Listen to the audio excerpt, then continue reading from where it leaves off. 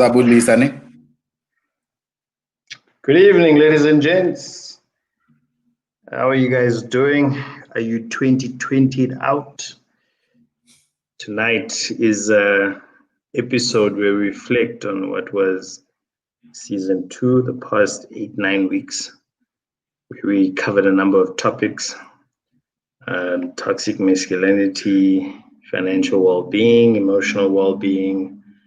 We did some financial tools. And then I think my favorite one, we spoke about men and accountability and really tore into what accountability means, how that is something that starts with ourselves and how we're accountable for what is entrusted to us, our time, our talents, jobs, our roles as fathers, partners, husbands. The list is endless. Brothers, sons, daughters, sisters. So yeah, tonight we want to add a twist to things. So good evening to our audience, to our new audience, to those that are tuning in for the first time, and to our staple, our day ones, our loyal. Isn't just a game. Our conversation. Our followers, special welcome to you. Yeah. So, how are you, Zibuse, before we get into it? It's been an interesting year, good one nonetheless. But Mina, the right, I'm tops, but I'm feeling it. I'm feeling it. Yeah, the year has been interesting, and I'm looking forward to the break. Yeah. There's something else that I've taken up. A new, doing projects here and there. Yeah. Okay, that's good. That's good. I think it's good to. It's been a year of realizing the importance of tuning to other things other than our core responsibilities, work, job, your business, and then your household. So I think it's been a year of realizing the importance of that, of just having other things that balance you, and where you can exercise your different muscles. My wife likes to talk about the left brain and right brain. But for me, it's I guess it's just your logic and creative side. It's good to make sure that you feed both sides. I guess I think that's the long Yeah. What was your favorite topic in the topics you covered this year? I think it was the series on finances.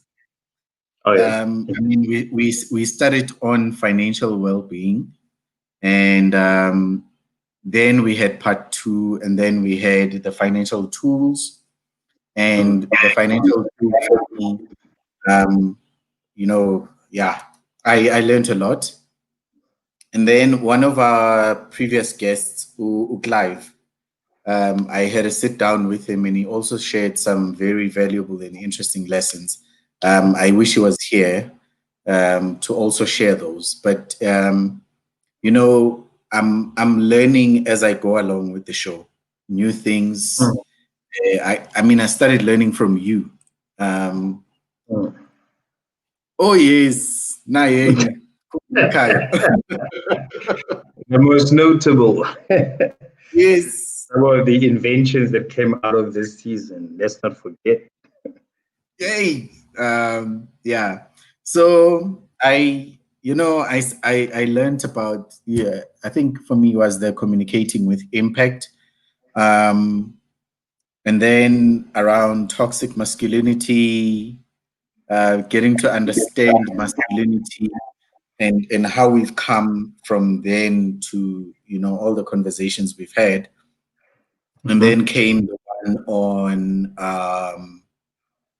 men and accountability, the one we did last week.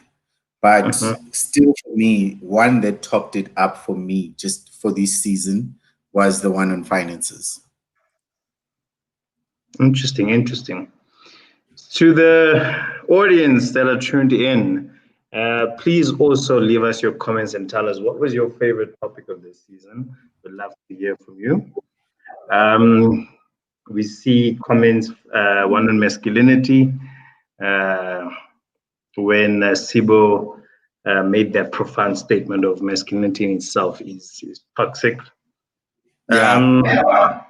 Yeah, please, we want to hear the comments, want to hear from you tonight. Now is really about us all talking. And as technology allows us, we will have to do it in this fashion. So please, ladies and gents, let us hear in the comments. What was for you? Okay, so we redefined black tax, right? Yes. I actually like that one.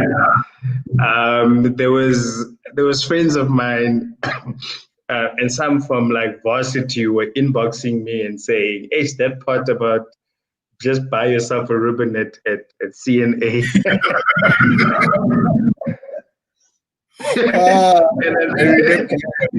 Yeah, they said, like, I guess what I'm trying to get to, a lot of people were echoing with what is your favorite episode for this season. A lot of people were reaching out to me privately as well to say, like, yo, that was really, they liked how frank the conversation was. They liked how relatable it was. But they said, most importantly, is how we were able to talk about things that everyone was like, yeah, I thought I was the only one, or I didn't know I could do that. I wasn't aware of that. So I think that for me was very awesome. And I think it was a good call to actually continue for a second time. And then we actually did tools. So what for you was probably the most surprising thing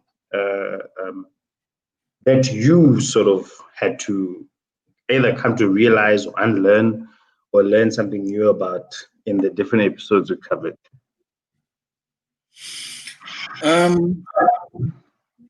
I think for me, it was to challenge my own views, especially about masculinity.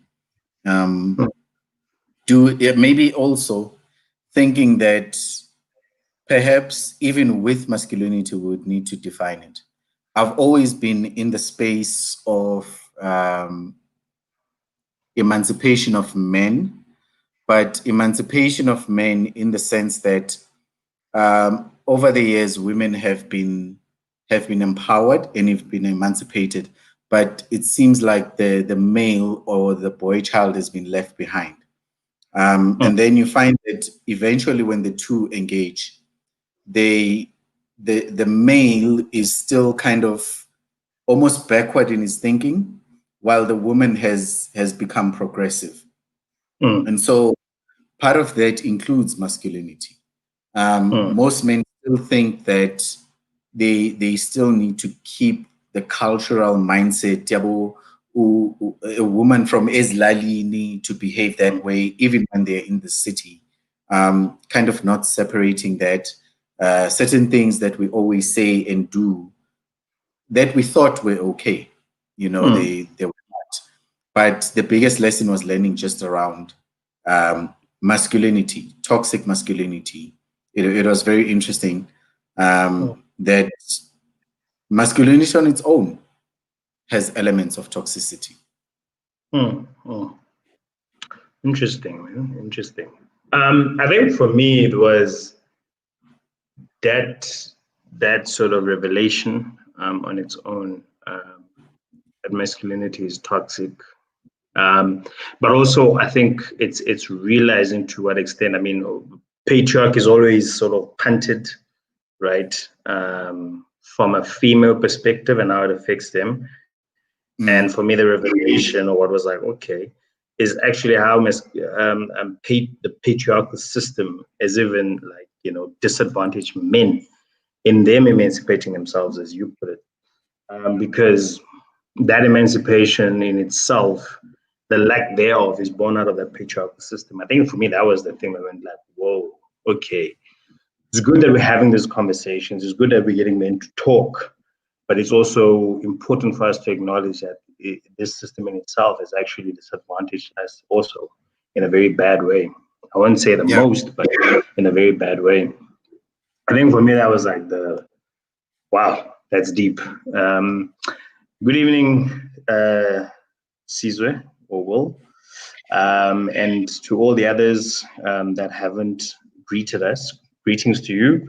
We are asking you, what was your highlight or your favorite episode topic this season on Conversations with Friends? Please leave us your thoughts in the comments.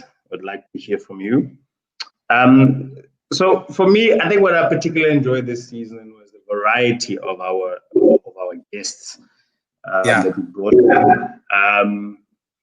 I'd like us to take the full credit for it, but at times it was just having a conversation at the right time, the right person.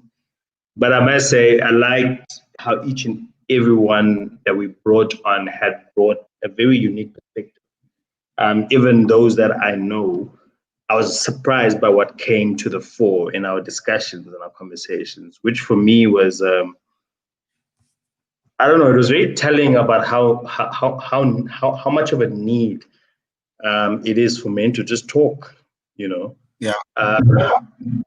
To just talk unscripted, not in a space of expectation that you must come with the right idea or you must know this, understand this, or be deep in knowledge about something, but to just bring yourself and be like, well, this is what I think about it. And then as you hear others be able to reflect back and say, well, that's how I thought about this, but now I'm at this position. That for me has been awesome to see as well, even through the guests that we had. But yeah, the one thing that I wanted to circle back to, and I think it was the topic around men and their emotional well-being. I felt like there was one that I wish we had time to go back to and get like a part 2 for it as well. And perhaps in a similar fashion as we did with toxic masculinity, have quite a number of gents in the conversation to just sort of hear and hear some contrasting views on that.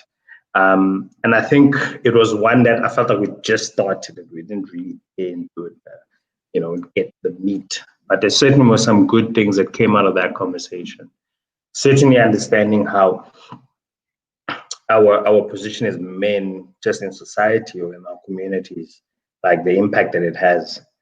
And having a conversation on accountability, it was a good sort of like, it's almost like you want to go back. For me, I'd like to go back to those two. Perhaps you do them as one, I don't know. But it's a chat that I'd love to sort of go back to and have again. But like I said, with more people, just to hear different thoughts. Yeah, that one being even when it started, when Clive then says, "Okay, I liked how he was so calm, so cool, so collected," and then he kind of directs the conversation. But when we then had to separate between emotions and feelings, that was an unexpected twist, because somehow in the back of my mind, I'd always been thinking, okay, emotions and feelings, kind of the same thing. But when I was forced to then kind of come back and review and really think about it and realize that the two are not the same, that one is the subset of the other, similar to money and wealth, or money and finances. That also was a learning moment for me. And as men, I think that's one thing that we take for granted: emotional well-being, acknowledging our feelings and how they affect us emotionally. That if we can just take care of our feelings and how we respond to it, then it will go a long way towards our emotional well-being. Also taking us back to season 1 when we had Hanan, when you're always turning left, how about turning right now? Especially that part. For me, that still echoes so much, that when you're used to doing something, how about just trying to do it differently this time and see what Yeah, happens. yeah, yeah. No, spot on. And for me, that principles overlays also into um, it also overlays into you know the not being, how can I put it? We've heard it before that someone would say like, this is just how I am, or this is just accept who I am. So that whole notion of like, this is it, and my behavior is accepted or, get out type of thing. I think for Yeah, me, it was something that also spoke to that truly, if someone really cares about something or for someone and wants to do something about the thing that that person doesn't like, it's actually possible to do it. So for me, that was yes, the other thing that also sort of came, that was like, almost like goes together with that, that it's also just learning about different things. And the ability to say, okay, cool, this is something that doesn't sit well, I can actually change it. And again, it's about turning left. yeah. So yeah, no, that was a really good one. I really enjoyed that topic. There's something else I agree with. There's something I also want to share. Um, it's amazing that when we are alive as we are, and you think, okay, maybe there's no one watching, or maybe there's just those few people watching now. It's Yeah. amazing that so many people then watch after the Yes. live has ended. Because the other Yeah. day I was surprised. I was talking to this gentleman and he was telling me, "Hey, it's good work that you're doing." Now I'm thinking, good work. What is he talking about? And then he went and says, the things, the conversations with friends, we watch, and then they started referring on specific topics, and I was thinking, Heaven, can the people actually watch and they always give feedback, but some of them I think they give feedback in person or just Yeah. via the phone, Yeah.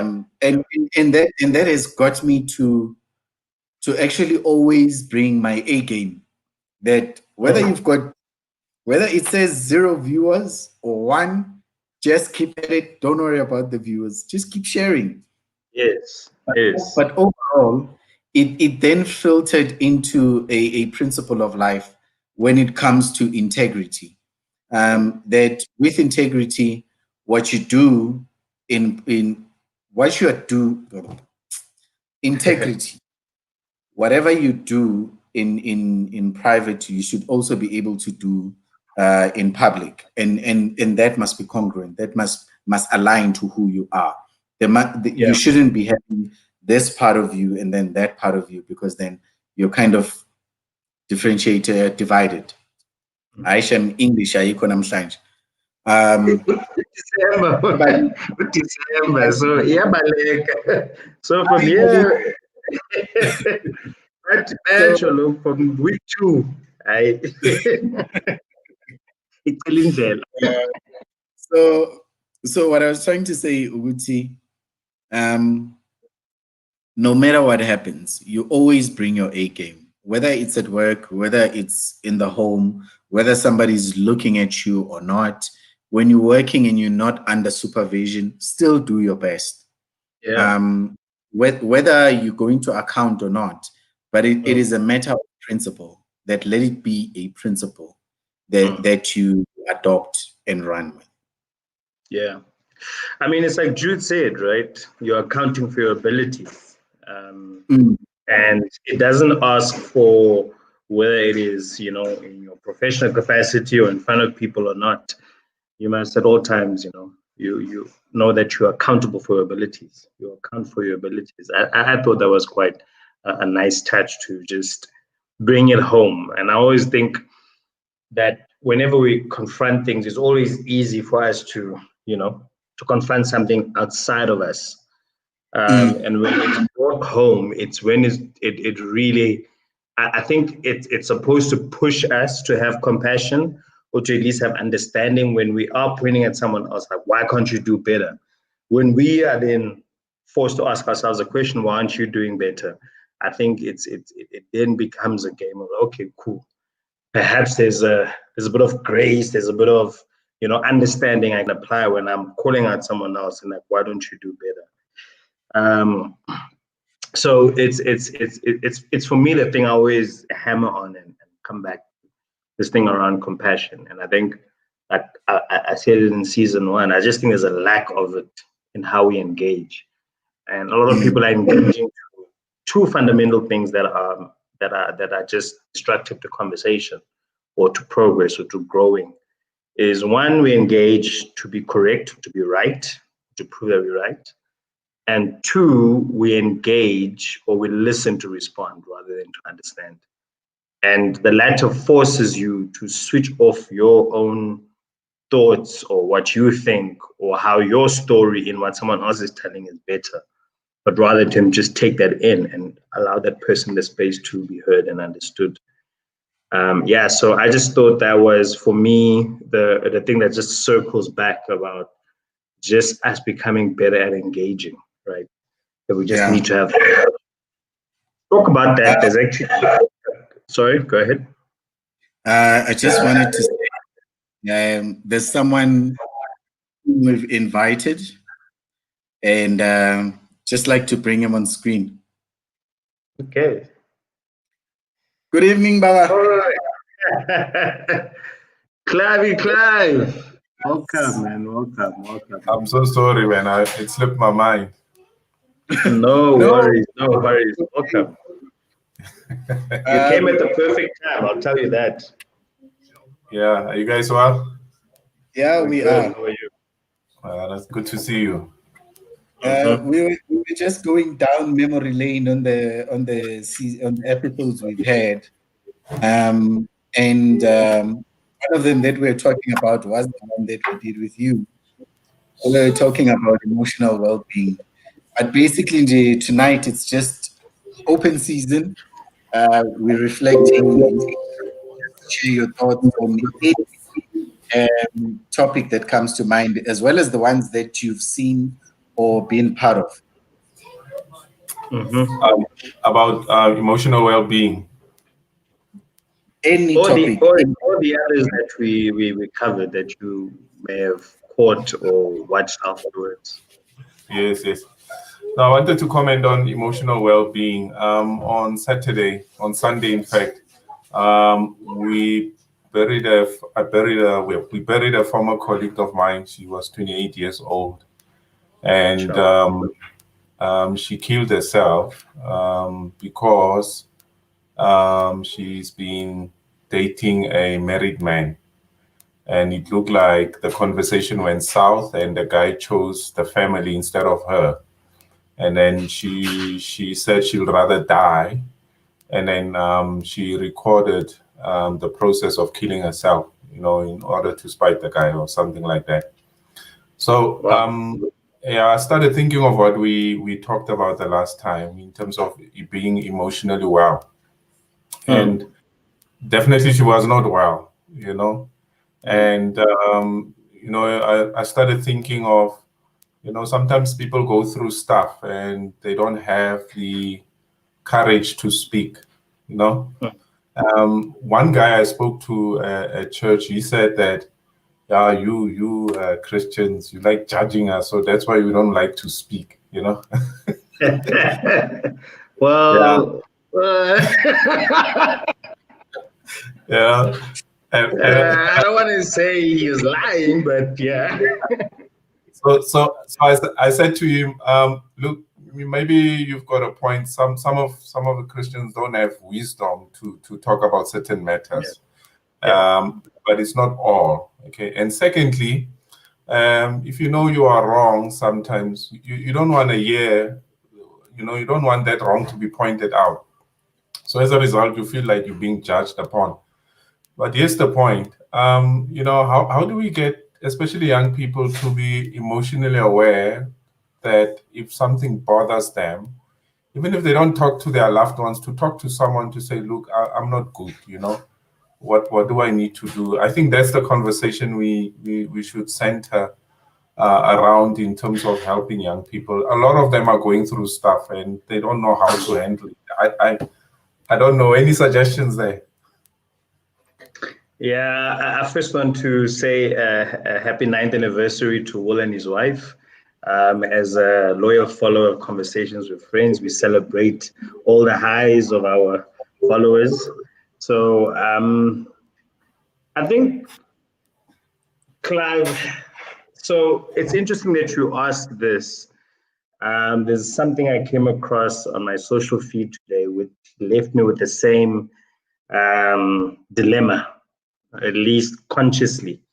Without taking away from what you are asking, there's a lady who, I don't know if she was forced to record a certain message, but it seemed like it, by her partner. And it seemed like a male colleague or friend had messaged her and forced to record a message to tell this guy to leave her alone, etc. While she's recording the message, the partner starts to beat her up live on camera. And I think the person the video was sent to, spreads it, it's on social media, and then there's then the next video that she posts, and she's at the police station, and again the partner is recording, but you can hear how he's coaching and scripting to her what she must say to the recording. In the second video, she's basically instructing everyone who has shared the video that they must not do that. She's at the police station to lay criminal case against those that distributed this video, and she doesn't want her personal matters all over the social media or the country or the world. And basically, the people that were seeking to help her are now going to be held to account by her. And yeah, and it's one of those situations where, we are in the 16 weeks, 16 days of awareness around gender-based violence against women and children. And then, so for me, as you asked that question, it takes me to this, and this is why I gave the background of that story, is that I'm starting to be more conclusive on this thought that I think our obligation towards society is the little bit that we know or the knowledge that we have to make sure that we empower people. I've always believed that people perish or they go asunder because of the lack of knowledge. So that's the first thing I feel is a core responsibility. Me as a man in society, I need to carry that what I know and make sure I empower those around me. But we also need to, secondly, we also need to understand, as hard as it is, that at the end of the day, human beings, individuals have to be accountable for themselves. Therefore, have the responsibility to carry the weight of their decisions or choices. And Usibo's favorite, choices, consequence. So I think in a situation where you are a woman, right, and you've reached out for help and help comes, and you're the very same person that turns it away, there's a certain okayness, as hard as it is for me to say this, there's a certain okayness that we need to have for knowing that you've done your bit, but now that person who you were trying to help carries the consequence of turning away the help. And I know there are people who have different stances and positions in it, how it's not easy and all of that, and I'll accept that I don't understand it because I've never had to experience that. But I just think there's almost like, as equally as we want to take this on as a country and no longer have the numbers that we are seeing around gender-based violence and the murder of women and children, there's just this piece that we need to figure out a way around. And I just find it hard. What do you do in a case where you are seeking to make sure that you create awareness around this woman is in trouble, and now a charge is being laid against you at the police station? So similar to your colleague, Clive, I just think in that sense, the importance is to make sure that we, I spoke about sharing knowledge, but also sharing knowledge also means that we are there to listen so that we know that there's a need. And I think the importance is for us to create spaces that are safe for people to talk. Because it's all good and well for us to say, like, yeah, she was not well, but were there spaces where she felt comfortable and secure to talk? And I remember Z in the first season, I had spoken about this. Everyone was like, yeah, men must talk, men must talk. But are we creating spaces for men to actually feel like safe, that they can express themselves in however way that comes out, you know? And I use the Will example in the one episode. But there are many, like as a man, when you share, you open, and it's not as pretty and polished as a man as expected for a man to come across. You know, you are shunned, you're ashamed, you are laughed at, you're a joke. You know, and we've seen public displays of this. It's a huge generalization, but we've seen public displays of it, and I think those are the things that just make it hard for gents to, Yeah. But yeah. What are these public spaces that you're referring to? What are they? Oh, so I was just when I say public space, I'm referring to public figures who then have had these public displays, and then. Oh, sorry. I mean the safe spaces. That's what I meant. Sorry. Yes. So I mean, safe spaces is a space like this conversation, right? We invited you once as a guest, and you're back here, and was like that conversation when we had you, and I'm using a very surface level example. Was it one where you feel like, you know, you can't freely express yourself, and where you disagree with either myself or Zibu, say, you know, you couldn't do that?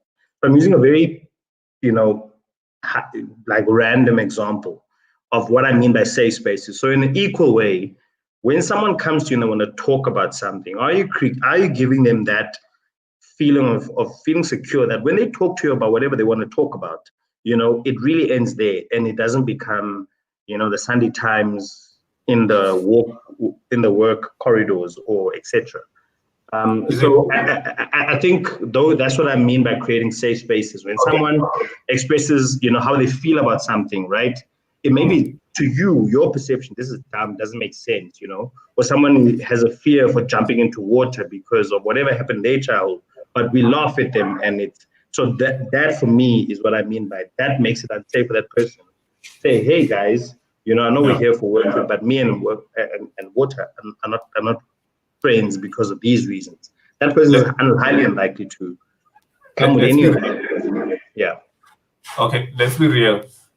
Is it not because you know, we've got so many different worldviews, you know, in this postmodern era, where we are afraid that whoever we will be conversing with would have a different view of what we think, therefore it will be seen as rejection? Is maybe probably the lack of moral capacity that we have in our societies, where everybody just does what they want and they feel that that's their right? Shouldn't the issue rather be, or should the conversation not descend a little bit to that level? For example, if you talk to me, depending on what filters I have, I might view or listen to you and filter you through my cultural upbringing, political views, all of those filters, you know, before it comes to the back of my head where I can say, okay, this is how I go, or this is how I don't go. Now, you find that mostly some people might differ from a moral stance with you, and now you feel like this guy's not going to listen to me because it's not a safe space. Shouldn't the conversation rather center around morality? You know, Clive, morality is too subjective for me. Sorry, you know, Clive, you were saying. Yeah. You know what I believe is the one basic thing we need to do is accept each other's different views, however different they may be, because it will start there, even before we get to the moral issues, to the basics that you're referring to.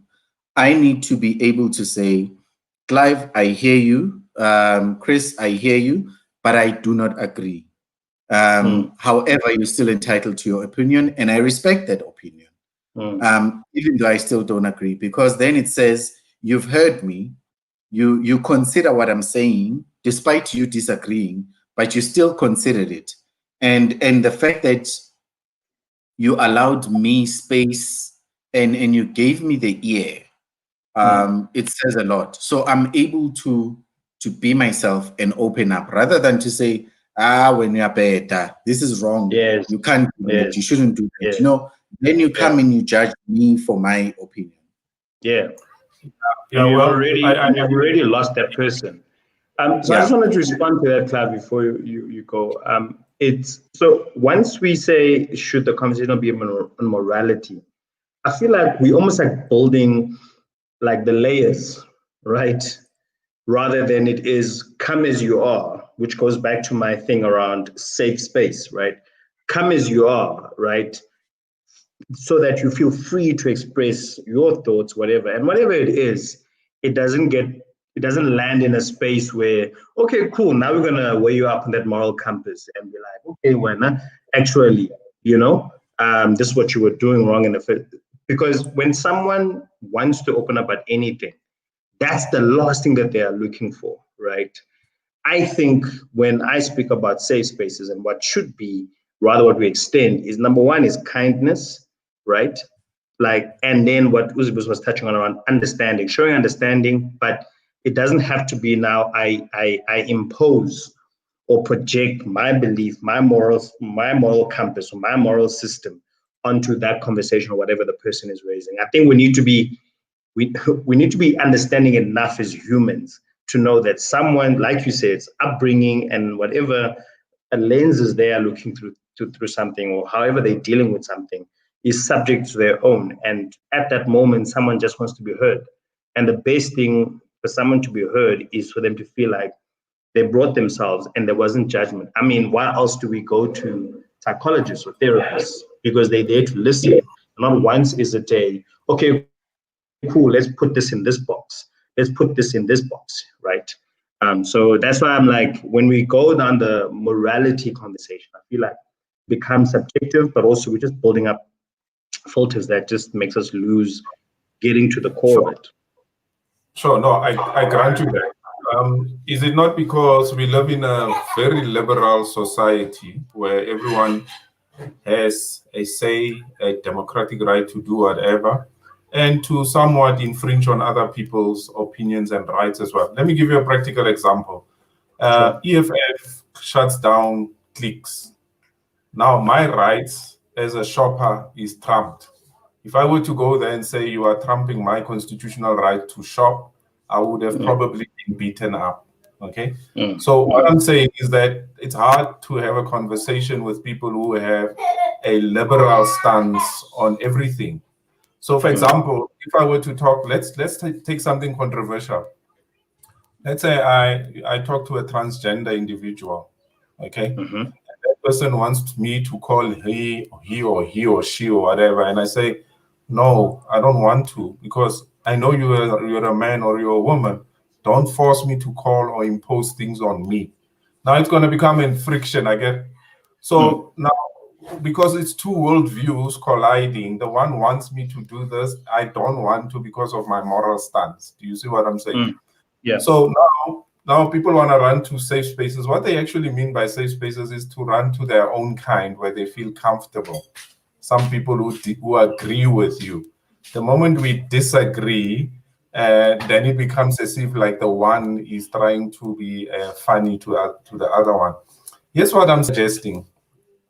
Look, we are diverse people, Some see green, some see red. We might be looking at the same thing, but we see different things, If you want help in the example that I've given, I think regardless, one should just have the courage to speak up and not be afraid that maybe the other person will judge them. It will help you release at least that thought. Or you might get people who really just listen and they don't put a view on the matter. So we must not use that as an excuse to say, yeah, we are afraid to do this because we will be judged. Do it. Maybe you might be surprised by the other person, and he might offer help, for example. So I don't know. I'm just saying we should have a different conversation. Gender-based violence stems from something, views stem from something, and so on. And that's the conversation we need to have, No, I want to balance that in as much as people should have the courage to share, and I fully agree with that. We also have an equal responsibility to be people that respond in a way that people feel comfortable to share. I think that for me doesn't take away it doesn't take that away at all, because I mean, as a male, I've seen it all. I've seen how someone, especially Janes together, could be like trying to speak about something that's rather deep or is rather emotional, and then the response just washes that away, and you never see that person try to, like, at least express themselves that same way again. So in as much as, yes, he must have the courage to bring that to the fore, right? We also have the responsibility to make sure that, hey, that when this person is, it's no longer jokes, this person actually trying to get at us, that we're there to listen. So I think for me, the two go hand in hand, and we need more of both. Come again?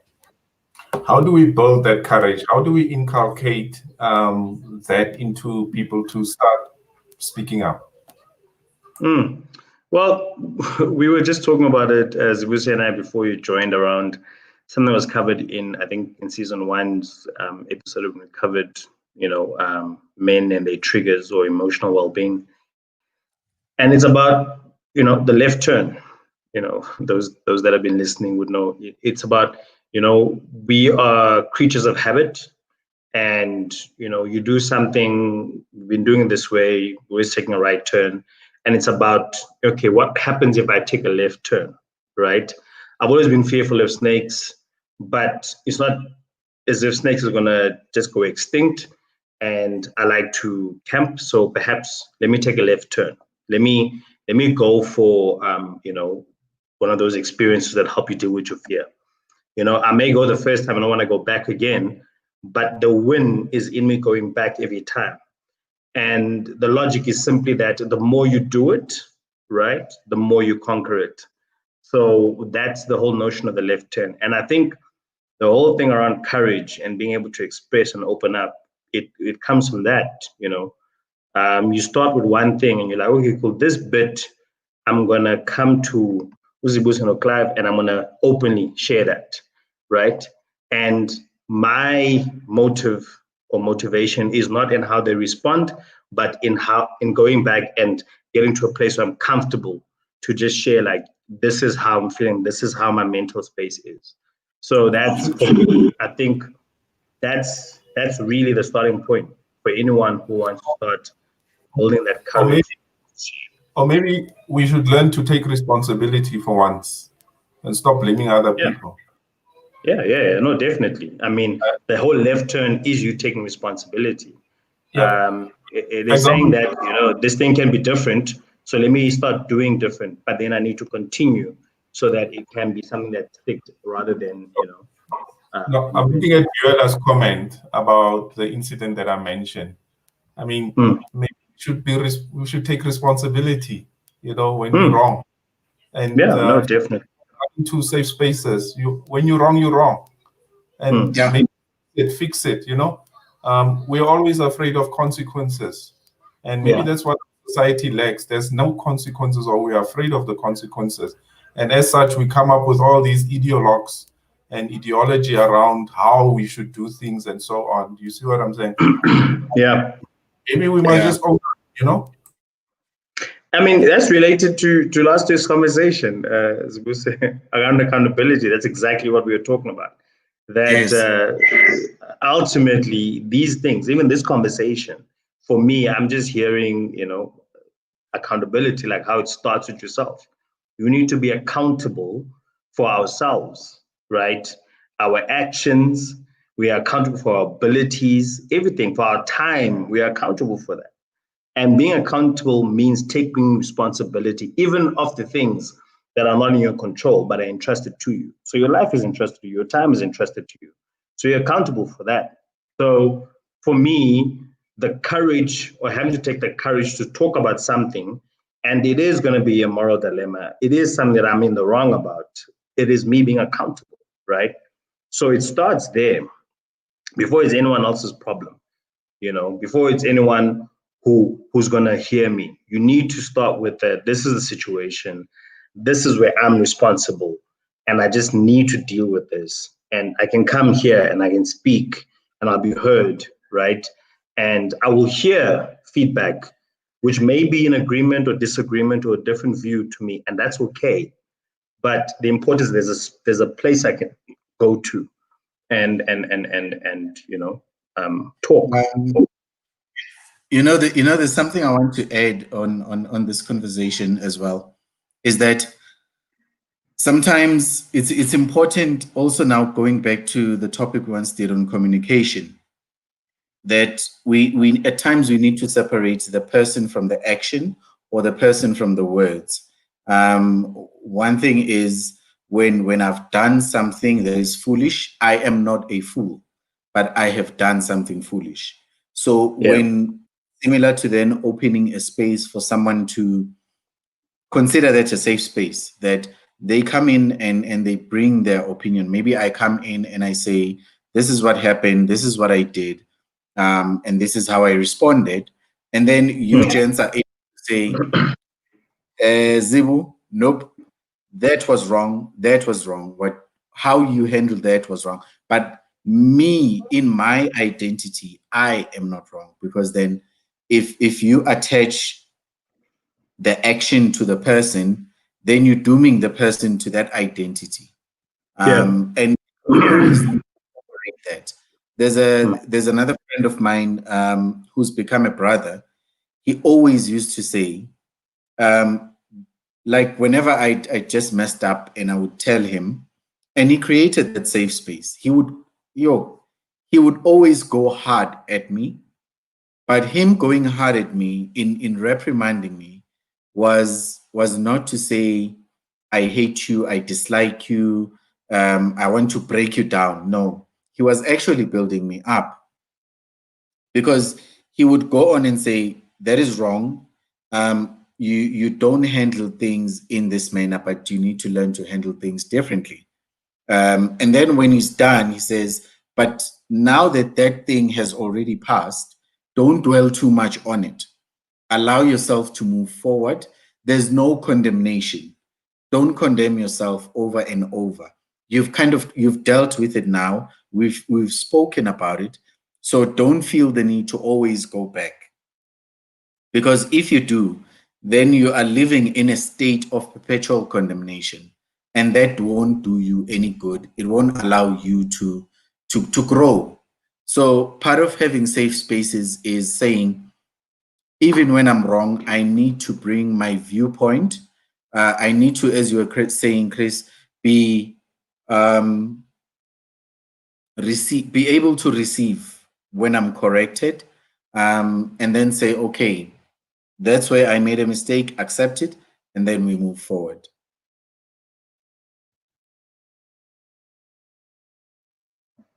No, certainly.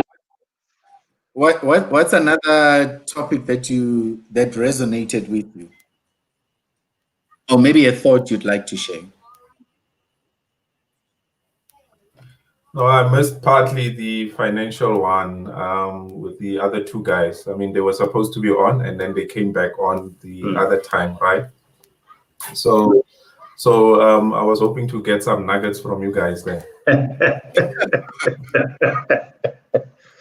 Yeah, it was a lot. I mean, it was 2 parts, and then there was a third one on actual financial tools.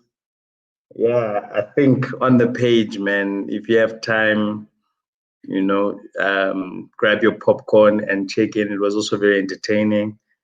If I had to summarize, and like I said, I still think the value is in actually going back and watching the financial well-being conversations, is that it's important to plan, and plan includes budgeting, and that's beginning. I'll call it the Mecca, and I think Umla, one of the guests that we had, actually said budgeting is like a framework or a structure, and then your salary or income, all your income just falls into it, and that directs things. And rather than your passion or your animal, like Abu called it, directing things. So budgeting is a very good starting point. We also touched on, he had an acronym so that he uses a guide to help people plan. So now that you're planning or doing budgeting, you then have, I forgot the acronym, Zivu, but 10% goes to each one, right? And it helps you. So working percentages rather than actual figures. So you 10% you dedicate to each of those, and then make sure that you are putting money towards yourself, towards what you're responsible for, towards growth, and then obviously saving. But I liked the acronyms and what it speaks to, because it also ties in your own development. So I know one of the acronyms is education. So 10% of your salary should be going to something that you're either teaching yourself or empowering yourself on, or maybe a course that you're doing part-time or studying part-time. And then the other one was then around risk covers. We talked at length about funeral plans, but also talked about life covers and those kind of things. What it means, what makes it make sense, what is it for? So we touched on quite a few things, and most of those are unpacked in the financial tools. But I think in the parts 1 and 2, we really went in on all the bad moves that men make, turning up, buying that expensive car with a big installment, and an important one: whenever you get a salary offer, whatever the per annum number is, take 40% off, because that will go towards tax, pensions or RAs and those kind of things. So whenever you get a salary offer, always take 60% of that amount and you budget with that. That was another sort of principle we shared. So there are a number of things. I'm just mentioning the ones that are coming top of mind. Also, obviously, my favorite one that we use is cost per use. When you're buying something, always assess how much you're paying for it versus how many times you're going to use it, and then that would be sort of the guiding measure.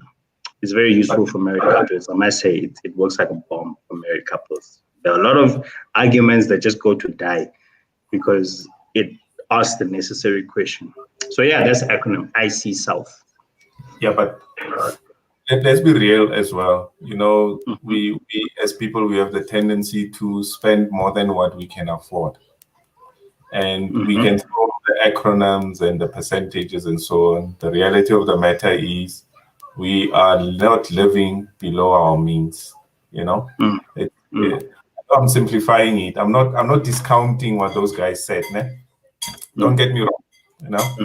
So I think maybe we must start reflecting on that as a first. Secondly, we should be able to know where we want to move towards in life and be able to build a ladder towards that as well. So I agree with them when you have to empower yourself with courses and so on, and to be able to plan financially well in the future. But the biggest thing is, one, we don't live within our means. We should put that under control. Number two, if we were to die tomorrow, do we know that whatever is in our estate, it's not gonna cover everything? Therefore, we need to plan financially well for that as well. Maybe we should have a talk about having trusts where we can put our assets in and let them grow for our children, and so on. And such conversations, I think they lack in our upbringing, such conversations. We get to hear about when we're old, and then you wish you knew what you know now back then in order to make financially sound decisions, So I'm encouraging you in your platforms, wherever you go, maybe inculcate such conversations with men to make sure that, some things are rolling out for the favor of their families. No, heard you, definitely. I think this one was a starting point for us to just start talking about it, because I think Zibu would agree it was the elephant in the room. One of the initial topics we had covered was, like how you, do partnership with your spouse, etc. And this would come up in different shapes and forms. So we knew that we really have to get into this one proper. So yeah, I think very valuable inputs to get to all of that. I call them wealth creation tools. This was just a start of them, and a certain number, and also around trust. I think a lot of people need to understand the pros and cons of trust. You need to understand the pros and cons of, set by, like, especially if you're growing your wealth through property, like why it's better to perhaps set up a company and buy the properties through that rather than in your personal capacity. So all those things we want to get into, but we need to start somewhere. And for me, the foundation is always important. If you still have, people that don't budget, there's no point in me talking to you about trust and all these other things. So yeah, definitely we'll put that into our planning. And there's a lot that we want to touch on. I want to talk about, men and balding. I feel like it's another elephant in the room. So you see, we are going to get specialists into that topic as well, and just talk. Bothering me, man. Yeah, I just feel like it's another thing that just happens to us men, and we don't talk about it. It bothers us, but we don't talk about it. So I think it's a good sort of stigma to debunk, and also like understand why it happens, what could be, medical, scientific reasons why it happens, but also things that we can do to treat it. So we're going to get into that topic definitely. Do women get bald? Women can. I know they. I don't know about them getting bald, but I know they can. What's the disease? I think alopecia or alopecia or something. Yeah, they can have alopecia, which makes them lose hair, which then makes them bald. Start balding.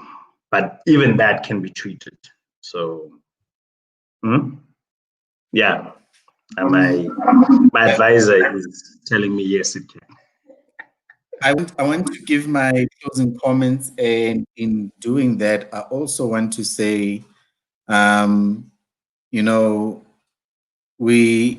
it comes to the financial topic, I think that we kind of need to take each and every financial tool that is there and just kind of explore it over a period of weeks, where we just tackle different financial tools and ideologies around that, and how to be financially responsible. Perhaps that's something that we can look at. That's it for me. I'll let you gentlemen close as we make space. I think I understand the president will be addressing the nation at 8. Curfew. I was going to say, yes, assembly is in 2 minutes. Or for those in big families, family meeting is in 2 minutes. Yeah. All I want to say, yeah, let Tav go first and I'll go after. No, thank you so much, guys, for the great platform. Indeed, it helps. You have no idea. And I'm looking forward for season 3, where we can, robustly talk about things that affect us. And I especially want to thank your audience, especially Vuela. She's constantly part of the conversation. And I really appreciate the views and the others as well, whom I forgot. But thank you so much. You're doing a great job. And I just want to, say, keep on doing it, and be encouraged. We are here to assist. Thank you. Vuyelo is one of our day ones and major recruiter. So yeah, she recruits. So a lot of gents in her circles at her church have been started listening to us because of her. So yeah, big kudos to Vuyelo. What I want to say is to our listeners, please keep following us, keep engaging on the page. Just because we won't be having any live conversations for the next 3-4 weeks. Let's keep engaging. Look out for content that we'll be sharing on the page. And yeah, be safe. We are still in lockdown. We still have the virus. Guys, please be careful, wear your masks, and let's make it through this year into the new year. Yeah. One last thing. We are also now live on YouTube. So season 3 is gonna be Facebook and YouTube. Yes. Instagram is still not friendly. It's fine. We don't need them. Clive, They need us. We don't need them.